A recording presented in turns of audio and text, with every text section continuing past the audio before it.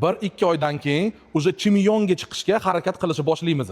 Chiqish uchun nima qilishimiz kerak? Обязательно kamida crossover 4 g'ildira tortadigani olishimiz kerak. Bu uchun nima qilish kerak? Dubai salonga kelib, arzon narxga yaxshi Mazda CX-7 olish kerak. 2007-yil 106 ming milda yurgan. 4 ta svejiy balon, 2.3 turboli dvigatel, 238 ot kuchi.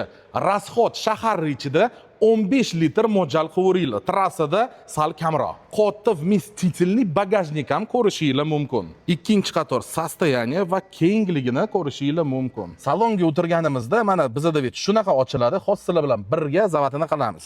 Bismillah, qani. Hop. Bemalol bittada zavat bo'lyapti. Ошибка ham hech qanaqa yo'q.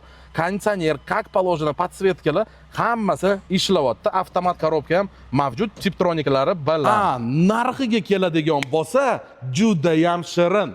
7900 ga olishingiz mumkin.